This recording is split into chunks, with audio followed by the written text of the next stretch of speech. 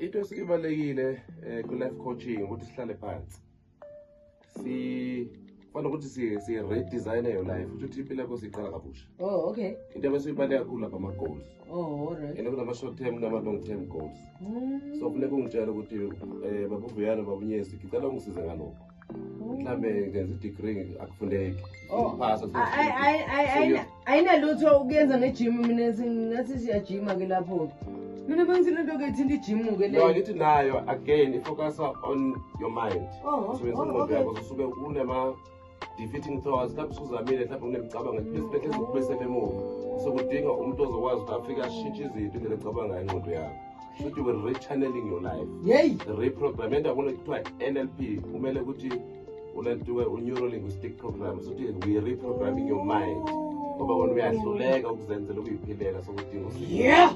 So ngizokudodisa ngayo indlela professional. Siqale yonke into phansi. Siqala kabusha. Ukuthi kuneyingane nanani yonke into iyabuyiswa njengopose. Ukuthi kwenzakala i-life coach is about point to from here.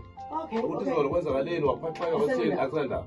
Osalayo saphila uNkulunkulu sakugcinile nabakini basekhona asiqhubeke phinde. Lesizwe lenkosi umuntu ombibi uyayibuyiswa njengopose. Siwe senza leyo nto. Exactly.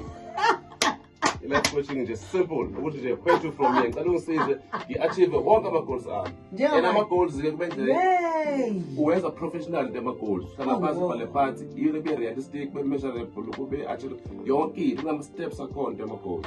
Awubele ukuthi nje hayi ngiyakhona idenge eCape Town. Babuya ngisazokubiza ngifuna ukuba nawe mina every Monday la. Uzoba available for me. Ngisukela eThekwini ngizela. Can you please?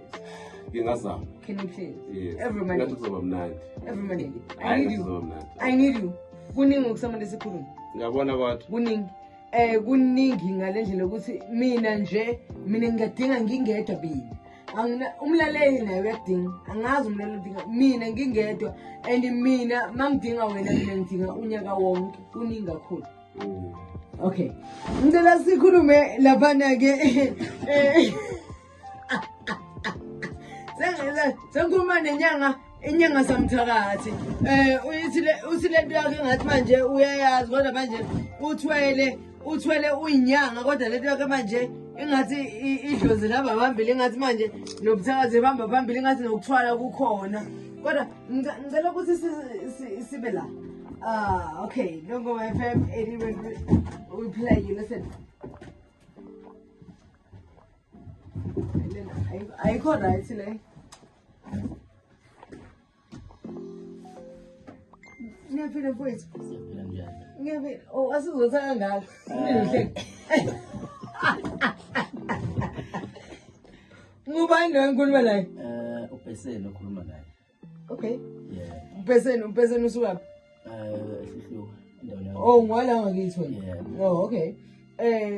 Beseni ngiyakubona mfowethu insizwa nje ngithi insizwa amasikandi mina uyabona ngibona nje umgeqo ngithi iyashaya ingoma lensizwa awumemeze kanye ngisho Xolise uyosuka nawo ubulala into zabelungu kahle awuyibonga uthi nginobheseni njengamanje insizwa elapha abantu ephinde babulale ngoba cha ngumbulali ngiyakubona ngubheseni inkosi yabathakathi kahle ngikuzwa la ukuthi uyabulala. Beseni, sisemsebenzini baba. Ubeseni ungubani wakabani, wenzani, uyathakatha noma uyabulala noma uyaphilisa ukwenza konke. Isibongo ngokwansele kodwa ngokababa ngokwansele. Yes. Futhi ke ngezimo ezithile sibhekane nazo ngokwamathebuli ekhaya. Yes. Ibizo amathebuli yebo. Okay, linda kamkhona. Yeah. Oh, okay. Njengamanje wenzani siyalapha? Senzani nathi sisebenza ngalento yesilungu ukuthi hayi sinamakhambi kodwa ake sisebenze futhi sifake nalokhu ukukhuluma sithi siyakusakholoja into enjalo. Kulokho ngingasho ukuthi ngisebenza nomkhulunyezi. Oh, okay. Ngisebenza naye nje yena ukulolo hlu yadokotela phinde futhi asebenza nami futhi kulo msebenzi okwelapha. Okay. Uyathinta amakhambi futhi? Uyawathinta yena. Ma ungafuna ukuthintela noma ngingekho ngikuthintele la ufuna khona. Usho manje? Eh. Oh, all right. Uyabona sengike ngahleka. khona umunye ubaba khona eThekwini befuna imbizi yama-artisan leyo mhlubu. Okay. Hayi wayipheka nje ngokushesha ngathola ukuthi usemnizi. Hayibo. Wabelenda kuye. Ungafiki wena. Yeah. And nikhuluma lento lengolisani benginedokotela la Dr. Msomo ubenza ushaya lezinto zomhlubu.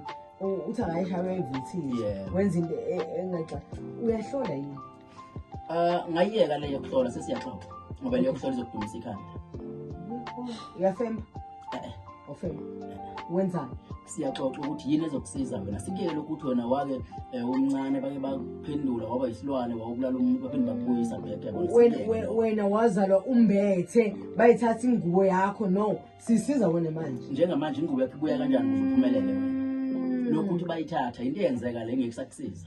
Sekukude lokho. Sina sisebenza into yamanje. Sikhuluma ukuthi wena usizakala kanjani. I like that. All right, Nongoma FM 88.3 we play you listen 17 minutes to 5. Sifuna lento yokuthi njengamanje usizakala kanjani because abantu abaningi baneke ukuthi mina ngenza ukuthi wangithakatha wangishaya ngesichitho nana. Yes, kukhona lokho kwenzekile kungale.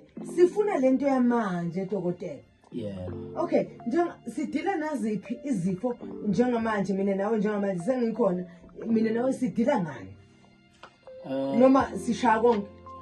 Ngeke sasho ukuthi konke lokho umuntu usuke esixoxa naye masikubonke singakwazi ukwenza ngoba ngeke sikwenze konke izinto. Yeah. Kodwa lokho umuntu usuke sikwazi ukuthi la singakhona ukumsiza.